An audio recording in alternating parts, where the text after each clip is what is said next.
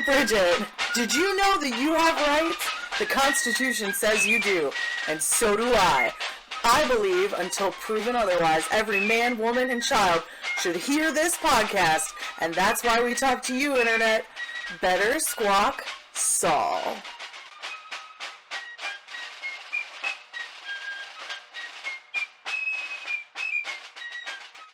Dave, you're giving me responsibilities. What are you doing? He's like, hashtag believe in charity. I was like, shut up. Hey, everybody. I'm Charity Blasey Gardner, and we are here today to cover Better Call Saul, Season 6, Episode 5, Black and Blue. With me is Cosmo Mom 09 Rachel Burt and Bridget. I don't remember your damn socials. You can say them or whatever. Ain't my first rodeo on Instagram and Ex Prophecy Girl on Twitter. There we go. All right. And Bridget. That was awesome. I panicked. It's like I panicked. The introduction was enough, you know. People are like, no thanks. We know who you I've are. seen enough of that We know who the girl. fuck you are.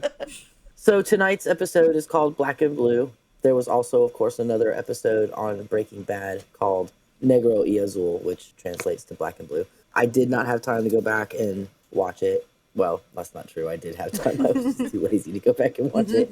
So I don't really know if there's any connections between the two episodes, but from what in the synopsis I read, I don't remember there being anything in particular to draw them together other than the title. And they didn't say anything about it in the Insider either. So let's talk about the opener, which was kind of weird when you were watching it the first time. Like, what is going on here? Is this some kind of weird drug thing that they're measuring, or what's going on? So it was confirmed in the Insider podcast that it was a gift to Marguerite from Warner's Boys. So I don't remember which one of you said that last week, but you were correct and I was wrong. After I thought about it a little bit, I thought, trying to figure out why it was so significant, and then I realized that there's a label on it. That was also confirmed on Insider Podcast that he is going to trace down the label. What I liked about the opener was 4 out of 5 openers have not had an actual character in them. The other thing I like is it's a mystery. It's kind of like Nachos. It's a mystery when you watch it, but then when you get to the end, you realize exactly what the significance of it was. The song, I found it online. Me too. And basically, I have the lyrics here, but basically it's a eulogy for Warner. In the quiet night at the first watch, a voice begins to lament. Sweetly and gently, the night wind carried me to its sound. And from such bitter sorrow and grief, my heart has melted. The little flowers, with my pure tears, I have watered them all. There's another verse, but it's kind of the same gist. I do really like the last two lines of it, though. Even the wild beasts grieve with me in rocks and ravines. Aww. Yeah. I just thought it's pretty. When you know the lyrics and then you listen to it, it's really pretty. But it is stuck in my head now. They need to take Michael Mando's name out of the credits or show his face on screen, because I'm getting really, really sick and tired of dealing with this. You need to cut out a little strip of cardboard and place it over where they put the credits at the beginning, and when the credits are over, then you can take it down. Yep, just so I don't see his name. Giving me this false hope. If you notice, the clock, it says 3:17, but what it actually says is lie, L-I-E, because the 3:17 is reflected on the table. Damn, I missed that. Beautiful. Damn. Oh, they're so good. So, Damn. Do you think she is laying awake because she's worried about Lalo, or does she feel bad that she's lying to Jimmy? I feel like putting the chair in front of the door meant that she was worried about Lalo. I don't know that she feels bad about lying to Jimmy. Yeah, I'm also going to go with the Lalo theory, because she was like looking outside and being all suspect, and like I think she's a little paranoid. Yeah. Jimmy gives her an opportunity to like tell him, and she still doesn't. So she must not feel too bad.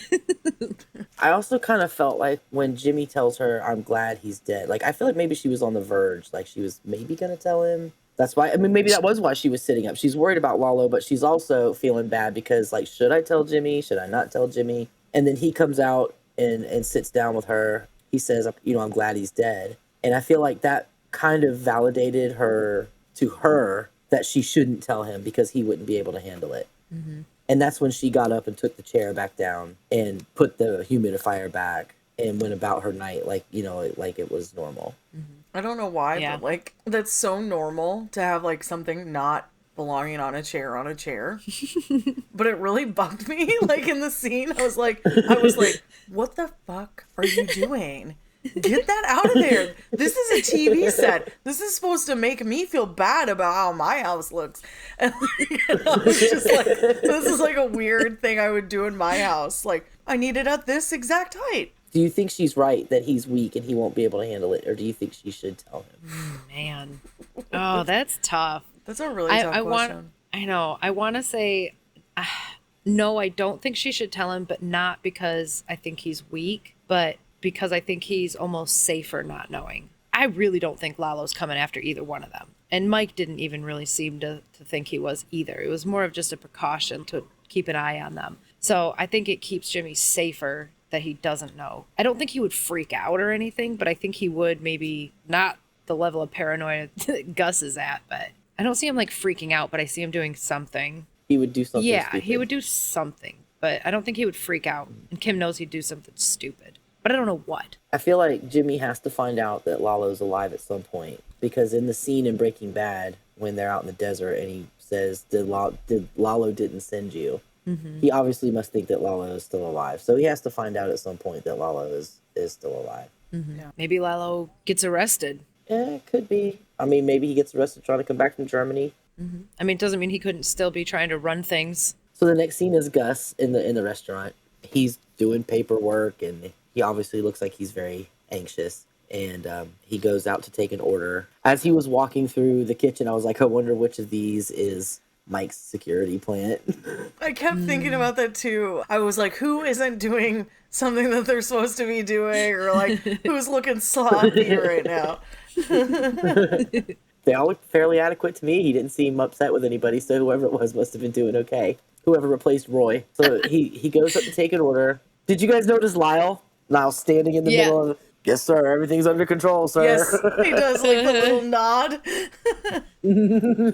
Oh, I like Lyle. Yeah, he's obviously over Gus making him scrub the fryer over and over again. He must pay his employees really well. He goes out to take an order from the customer, and I just wanted to point out this dude ordered a 12-piece spicy with 2 spicy curly fries larges. Like, dude, just get a snack. I was like, they didn't ask him if he was taking this to go or not. Like, is this guy eating a 12-piece here? That's all I kept thinking about. I was like, I would be so pissed if I was ordering and the person was just like off to the side, like just not looking at me, like they were having some sort of like Vietnam flashback or something. The thousand yard stare.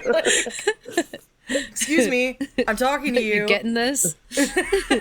What it reminded me of was the very first scene in Better Call Saul when we see Gene at the Cinnabon, and he is looking off in the distance and looking weird, and he thinks he sees somebody watching him, and he's freaking out, and then the guy comes walking at him, and then he just walks past, and that kind of gave me the same vibe in the scene. Like, he was just freaking out until somebody snapped him out of it. I wondered if the guy who dropped the pans was Mike's guy.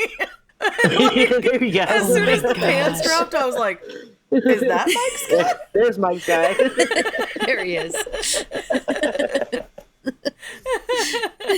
He's obviously paranoid. Like you said, the 1,000-yard stare. I don't know if he saw someone or something. He's kind of having his own version of a freak out. We don't see it, but I think on the inside he's raging for sure. The more calm he appears, the more fire is inside. Actually, the first time I watched it, I remembered that scene and I thought it was kind of weird. And then when we did our reaction, I had completely forgotten about it. It had just been a blip that had disappeared in everything else that had happened. And so when I saw it for the second time during the rewatch, I was like, what is this?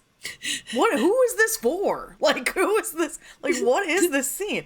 And I know it's supposed to show that he's becoming more paranoid and unhinged, but I feel like I already know that. It felt a little over the top to me, but I get they're really trying to make it seem like this guy's really struggling right now. But then he does that furious walk out to the parking lot and looks up at the sign, and then it just cuts, and I was like, What was that? Yeah.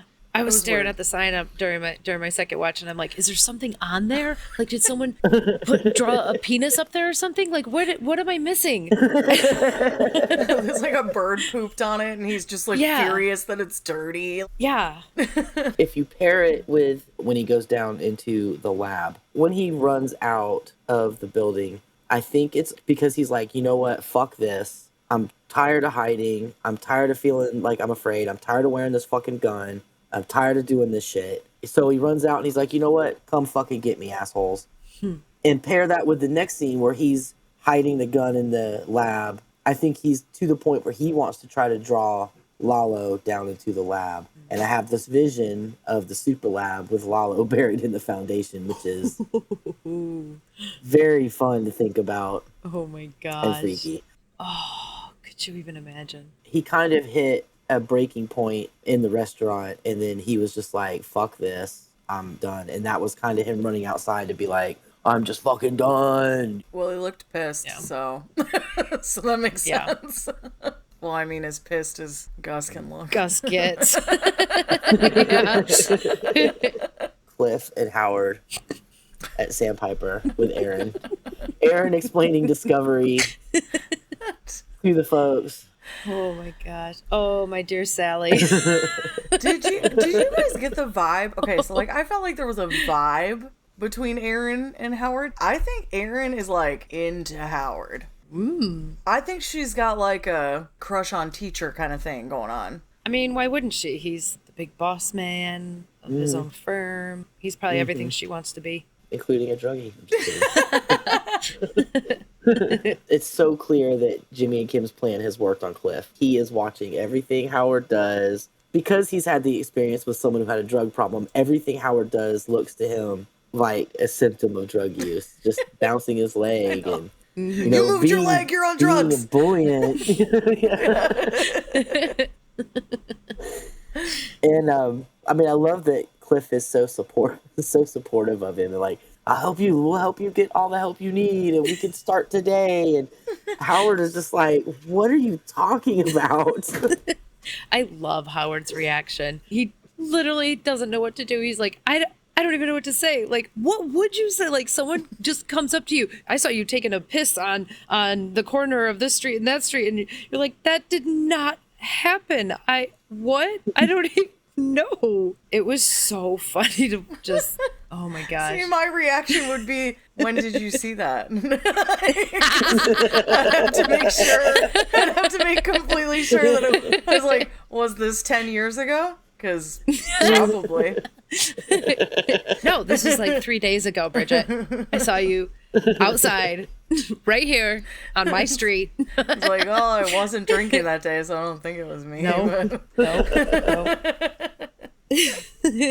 Howard went to Kim to tell her the things that Jimmy was doing, and her reaction was to laugh in his face, basically, and be like, what? Get the fuck out of here. Whereas when Cliff brought his problem to Howard, Howard's response was, thank you for bringing this to me like a friend, and I appreciate that you did this. Mm-hmm. I just thought that was a nice little juxtaposition there, showing you the difference in how Kim and Howard have kind of switched places in the morality scale on the show for us, the viewer. Yeah. I love that sound Howard makes when he finds out Cliff had lunch with Kim. And he like instantly made the connection. He's like, ugh. Oh my gosh. It was so funny and so perfect. Just see the light bulb go on. Who did you have lunch with? Who were you having lunch with? Yeah, I love that he was able to put it together so quickly, which And we Cliff's talked about, like, oblivious. yeah, which is even He's like, I better don't know 'cause why he's it like, matters, but it's Kim. Yeah. You need help. Like, it's like no other concern. You have a real problem, Howard. Well, and I think part of it had to do with, like, at the beginning, we didn't have the whole story. We didn't know why Howard was so aggressively anti-Jimmy.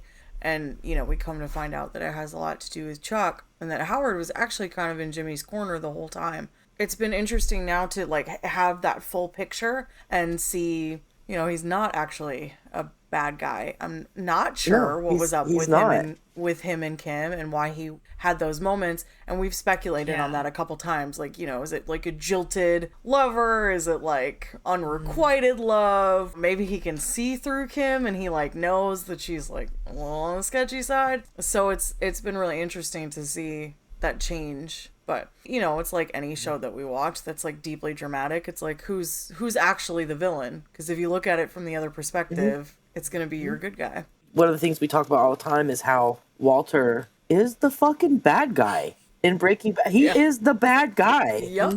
You know, everybody hates Hank. Oh, Hank Schrader, blah, blah, fucking Hank. Hank was the fucking good guy in that show. I'm sorry. It's just the truth, you know? On The Insider, one of them said, if Saul created Walt and Kim created Saul, then by default, that means Kim created Walter White. And the entire Breaking Bad universe, for that matter. She's like a mega villain. Damn, Kim. I just thought that was neat. So the next scene is Francesca coming to see Jimmy. Yay, she's back. I loved her when she was in season 3 with 2 and 3 with them. I want to also point out that she and Saul start their relationship with him handing her a wad of money to come to work for him. And in episode 405, Quite a Ride, in the opener, which is the one that is set when they're getting all this stuff out of the office and they're getting ready to run, he hands her a big handful of cash to throw out bags of evidence. Yep, I remember Before that she scene. leaves. Yep. Yeah. I just thought that was a nice little parallel there, that they started and ended their relationship with him handing her big handfuls of money. Maybe we could count that as a Breaking Bad Easter egg, because it happened on Breaking Bad. No, it happened on Better Call Saul. It was in the episode of when they showed the flash forward as the opener. Oh yeah, didn't it? When he was sawing the hole in the Constitution. Yeah. And cleaning everything out of the office. Yeah. And I also want to say that they're very openly acknowledging their marriage now. He's like, you mean my wife? They're not even hiding it anymore. It is wide open for the most part. Yeah, I was happy to see her back. I love the way she handles Saul. It takes a special kind of person, I think, and she's got what it takes. I just love her whole vibe. He just rolls up listening to Wilson Phillips or whatever. And she's like, just like frantically knocking on the door because there's some scumbag like standing like so close to her. I love that she was like, all of this is weird. None of this is normal. You moved into a new office. There's a toilet right there. You have a different name. Now you're suddenly married. What happened? And I love that she was like, where's Kim? As though Kim was like the saner part of this. And then he's like, you mean my wife? And she's like, oh no. Like, you're both nuts. You're both crazy. So I'm happy that she's back. And I love that she's going to get paid double. It's great. It's Yes. When you were saying that she was, because the scumbag was standing next to her, if you remember in Breaking Bad later, she is just like totally blasé about all of the fucking scumbags sitting in the office. She's behind a damn plastic panel and like she changed. We talk about all the time about how these people in 3.5 years go from point A to point B, like Spooge. Obviously Kim is not Wendy, so that one doesn't count, but you see Francesca and where she goes in the next 3.5 years. Strong arming Walt for $25,000 after he breaks the door down, breaks the glass in the door. And I love that they're kind of fleshing her out in this show, because all we ever saw of her was, you know, the little bit in the office. So Yeah. I think that's great. He says Garbaggio, which is just I was like, really? Garbaggio, like that's what we're going here. Jimmy makes me think like he's one of those people that says Target instead of Target, which I like hate. You know, I can't stand that. Like, I feel like he's one of those. One of those people. And fully It's just offense showmanship. intended to anybody who's gonna be like, I do that. I meant to offend you. I don't care for that. Please stop doing it. Just don't do it. When Kim meets Viola at the restaurant, we realize later, of course, that she's pumping Viola for information. I thought she was going to try to hire her. I did too. But the shot of Kim reflected in the coffee cup, that was amazing. No kidding. And it made me think of Jurassic Park. You could see the tremors in the cup. Then later on, she's like, something's coming. I'm like, yeah, it's a big fucking dinosaur getting ready to stomp and smash all you fuckers. It was about as it was coming.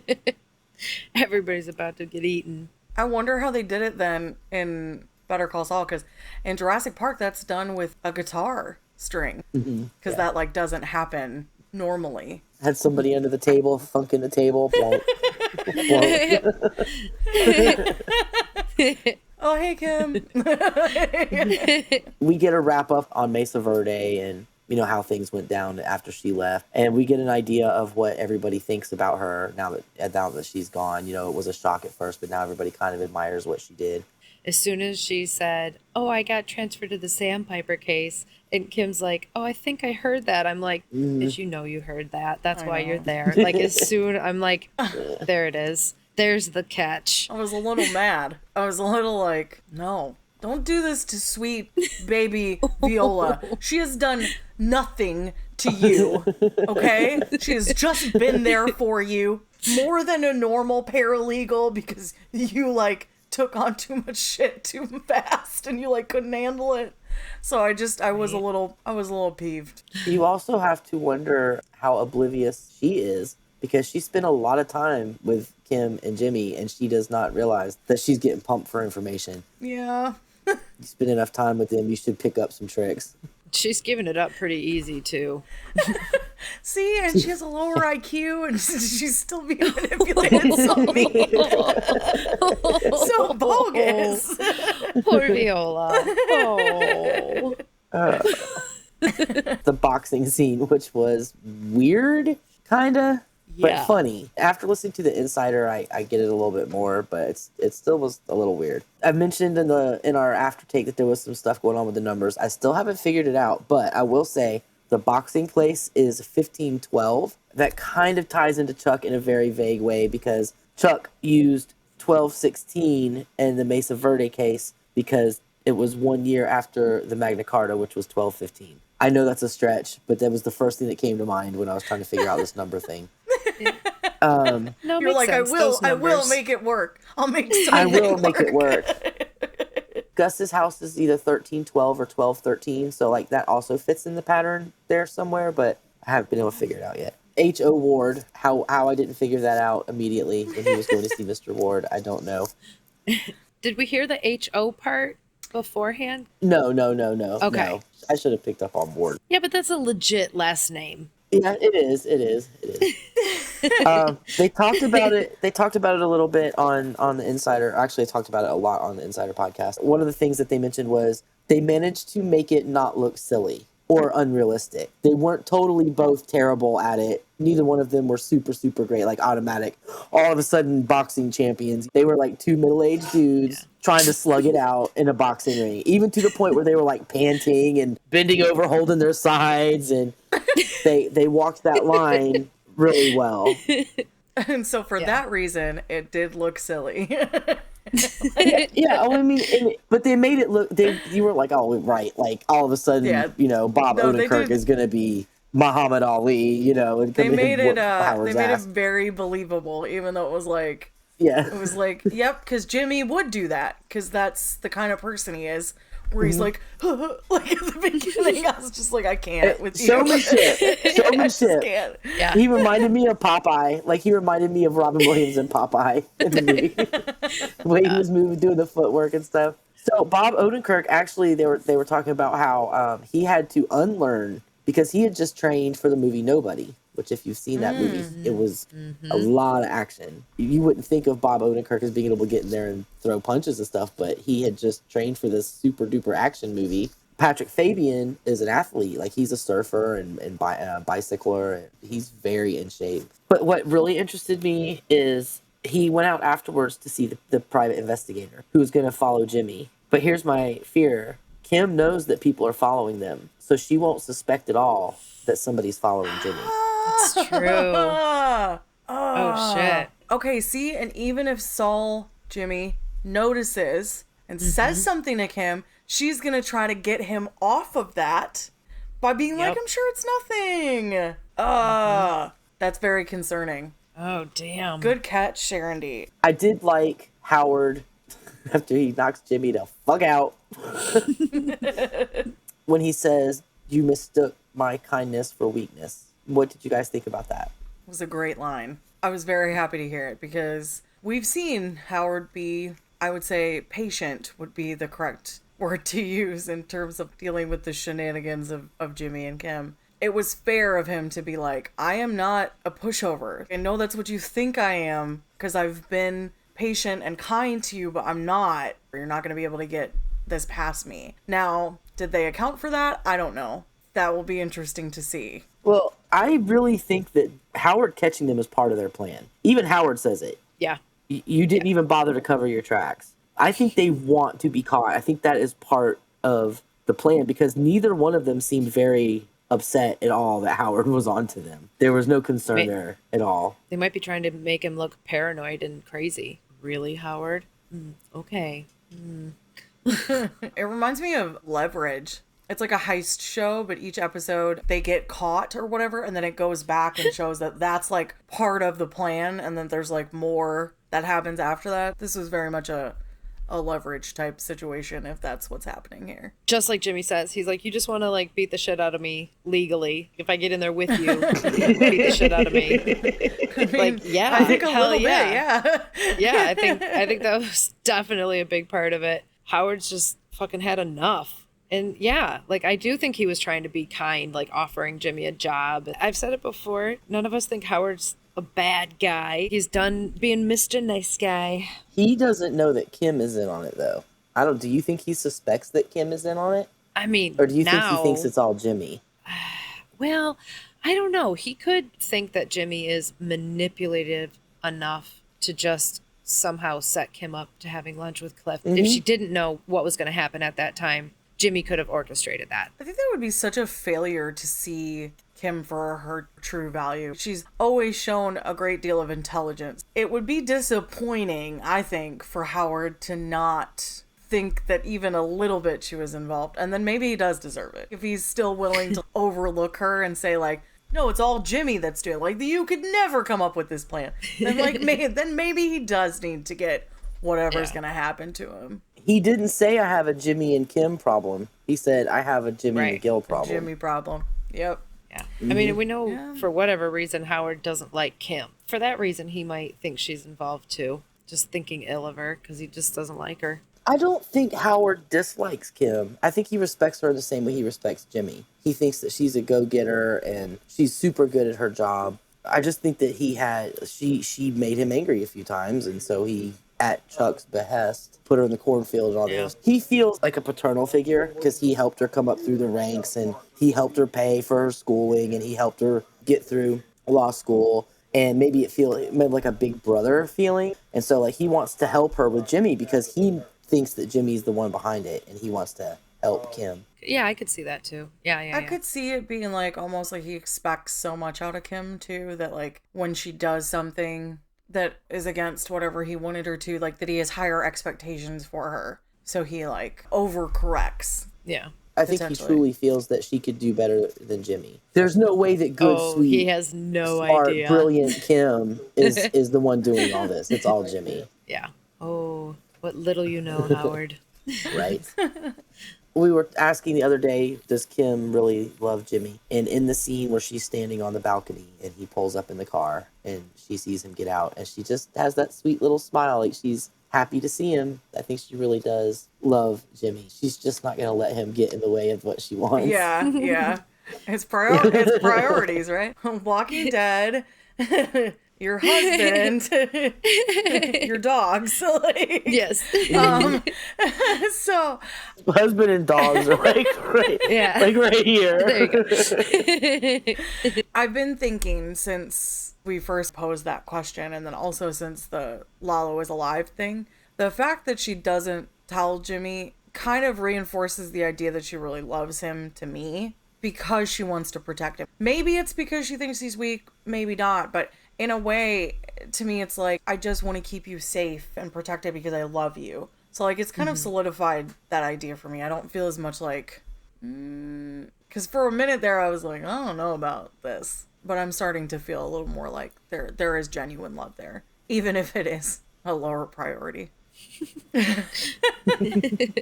There's also a little parallel to season 5 when they're on the balcony together and Jimmy sets the beer bottle on the railing and just leaves it. Kim just stares at it and she grabs it and walks away. And when at that time they're talking about Saul Goodman. It's right after he takes the job from Lalo about Crazy 8. And he comes home and he's like, Saul Goodman just had the best day. And she's like, yeah, great. You know, and she grabs the bottle and walks off. But in this scene, when she sees Jimmy get out of the car and he's obviously not had the best day because he's holding ice pack on his face, she drops her cigarette in the beer bottle and she leaves it sitting on the railing. One of those little touches that she's very much flipped her script since season 5 on the subject of Saul Goodman, especially. It always makes me so nervous when they set their bottles on the railing like that. I'm like, it's gonna fall over the edge. I mean, obviously we know they don't care because we saw them like throwing them down into the parking lot. But every time I'm like, oh my gosh, it's like the tiniest railing ever. I'd be interested to see if Kim would be sweeping up the glass this time then. This Kim might just leave it. That's what you pay rent for. I don't think so, but sure. So now we know where the "I'll fight for you, Albuquerque" line from Saul Goodman comes from. The judge that they're asking about is Rand Casimiro. I froze on his page and read when they had the magazine and read about it. I didn't see anything that was particularly stood out to me or anything. Except for that mustache, am I right? Right. They were talking about the mustache. And they said something about it being less face. So what do you guys think that means? So I didn't even pick up on anything fishy until the second time. And then when he made that comment, that's a lot less face to deal with or something. Is he going to try and dress up as this guy and like try and be him someplace? Like, is he going to go to Sandpiper and be like, well, ladies, I think we should settle. Like, I'm your kind judge. I picture him dressing up as him for some reason. Yikes. I did not even put that together. I did not even a little bit. I thought it was more like, what a sorry son of a bitch this is. Thank God he's got less of his face showing if it was like that. Or immediately I think of like face versus heel, right? Which is like wrestling terminology for like the good guys versus the bad guys. So in my mind, I kind of thought, oh, it's like it's less face. He's like not as good. I don't know why. That's what like clicked in my head. I personally have no idea. I was kind of with you, Rachel. Like, what are they gonna like try to dress up as him or something? But oh my God, I feel like they're gonna have something much better than that in store. It also seems like it's going to be something that's much darker than they've done before because they turn off the light and they lay in bed and hold hands. And Kim is like, you feel bad for taking Howard up on his offer because you know what's coming next. Mm-hmm. And I can only think that it's something that's going to be just the whole tone at the end of the scene was very dark and foreboding. I couldn't even venture a guess as to what they have coming with that's much less face. I don't know. Much less face. Oh no, it's weird. I feel like with this show, whatever we theorize, they're going to come up with something better, something way more unexpected. Why waste our time? Right. I mean, it's not what we're here for. So then the next scene is Gus. They sneak Mike into the house in the back of the little lady's RAV4. Poor Mike. Poor Mike. I'd be very uncomfortable for Mike. You know, that's just how he's entering every time. Is that way? I'm like, oh man, Mike. He got out and he's like, oh, I feel I know he's that. popping and cracking his voices.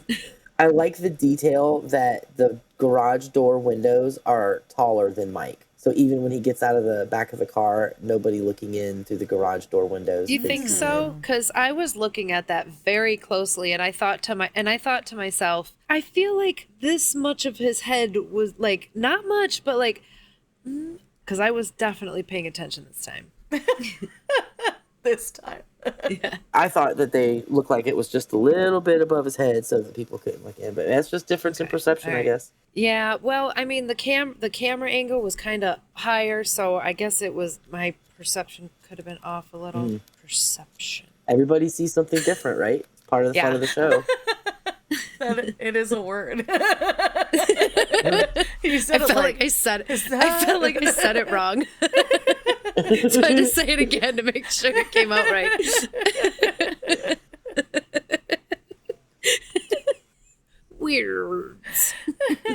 Weirds. Gus and Mike in the bathroom, and Mike is like, we wanted you to do this so you could get some rest, and it obviously just isn't working for Gus. First thing I thought was like, so he wants to move down into the super lab? Like, how is that gonna work? How are they gonna keep like a body double around all the time and stuff like that? But after watching him wander around in there for a few minutes 3 times, his ultimate plan is to somehow lure Lalo down there and try to kill him. Yes, but which route will he pick in his killing? Because I was like, what is he doing with the extension cords and stuff? He's just looking at different ways. Like, well, I could maybe electrocute him or choke him with this and let me hide a gun here. So it made me laugh, like, to think of him being like, because it was so serious, but it was like too serious. You know what I mean? Where I was like, this is ridiculous. Oh, my favorite was how he dramatically picked up the paper cup and threw it away. I'm like, what is he doing? What is that? Where did he find that? Did someone leave that in there? And then he just throws it away, and I'm like, holy shit. I am getting so amped up for nothing. He thought of it as a potential weapon and then realized it wasn't going to work. I'm going to paper cut him to death. No, that will not work. Throw it away. This one isn't glass. It won't work. Yeah. I think with putting the gun in the treads, I'm thinking part of it was he wanted to get that gun off of him anyway, and this was also an excuse. You could tell he did not like wearing that on him at all. Lalo and Marguerite. Congratulations, Sharon D, for calling this one. Yay! Bow to the totally queen of Better Call Saul. Totally nailed it. About fucking time I got something right. I don't think there's a whole lot to say about this other than I was terrified for the dog the entire time. Marguerite, like, I was like, yeah, I'm scared for you, but like, I am really, really worried for the dog, so please don't hurt the dog. Yeah. But I guess they didn't want to, that would make Lalo too much of a monster. Like, you can kill little kids and stuff, we're all good with that, but don't dare. Don't you dare touch a dog. They confirmed it on Insider that he's going to use the label to track down the guys who bought the piece. The other thing I was thinking was, Marguerite said that she got cards and stuff from them, so you'd think that they would have addresses and such on the cards and mementos that she had received, but... Well, only if she kept the envelope.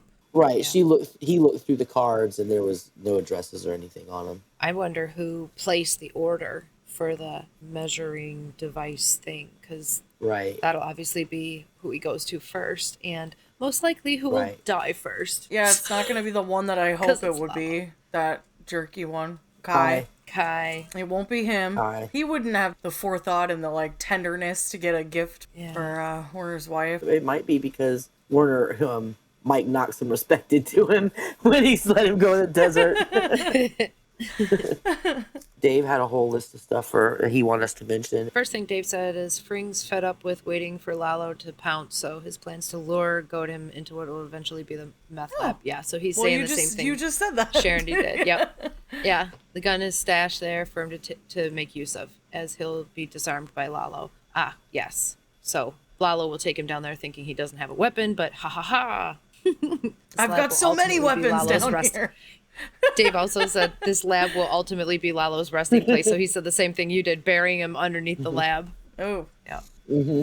The boxing fight should be kind of looked upon as Howard's last-ditch attempt at giving Jimmy a chance at burying the hatchet. It's a lot like Max giving Pamela a chance back at the Commonwealth for the sake of their working relationship/friendship, which leads me to 3. I came to a stunning realization. Howard and Jimmy are 2 sides of the same coin. Howard operates in the light, Jimmy operates in the dark. Howard is what Jimmy could have been, and Howard even sees that and admires that, which is why he wanted to give him a shot. It really is evident that the Sandpiper meeting, in the way Howard commands the room, much in the way Jimmy/Saul typically would and has in prior episodes. I actually took notes on something similar to that. After Chuck dies, HHM is kind of falling apart and Howard's falling apart. And Jimmy comes in and tells him, you're a shitty lawyer, but you're a great salesman. So do it and get up and sell. The thing is, Jimmy is a great salesman too, because to be a con man that he does, you have to sell yourself and sell the con. So Dave is absolutely right. They are two sides of the same coin. They're both fucking salesmen. Just one is selling good stuff and the other one's selling a fucking line of shit. Yeah. Did he have anything else? He says, like everyone on this show, these characters are always given an escape route out of the madness they end up choosing. Even Howard loses it in his attempt to namaste with Jimmy to bury the hatchet by boxing him when he hires the private investigator. I knew I wasn't wrong about that one, says Dave. Not me. That's Dave, not me. You could say that he has to do this to prevent the sabotage of Sandpiper, but it may ultimately suck him into the depths and cause him to break bad. Ooh, good insights, Dave. Mm-hmm. So the next episode is called Axe and Grind. Ooh. Not axe to grind. Axe and Grind. And the book that I mentioned that Kim is writing in. Oh, yeah. You do get a better shot of it in the preview, and it is definitely written in code. And that book is definitely in the box of things that are in the no value box when they're cleaning out Saul's house. They throw that book in the no value box. How dare they? But that is Kim's. Yeah, they open Kim's it and they're like, "What is notebook. this? What is this gibberish?" So What there's is at this least one alien sign language? of Kim in that house. Yeah. Well, that and the Interesting. stopper. Stopper, I felt like more was like a memento. Right. Well, the book could be too. Maybe he's still trying to break her code. He's probably trying to break it. Oh my gosh, probably. He was like me and Rachel, and he was like, "It's wingdings. This is gonna be easy." Did it work? I looked at some of the I haven't symbols tried and it yet. I was like, "That's not wingdings. I don't know that." Yeah, I couldn't make them out clearly enough No. to even make an attempt. I'm gonna wait for the next episode. You said there's a better shot, so I'm gonna grab that and see what I can do with it. And I almost forgot. The day that we're recording this is Ray Seahorn's birthday. Happy birthday, Ray Seahorn. Happy birthday, Ray Seahorn! Yay! Thank you for making Kim such a fucking awesome, amazing, badass character. For sure. Yes. But you're giving us the gift on your birthday, so thank you. Aw.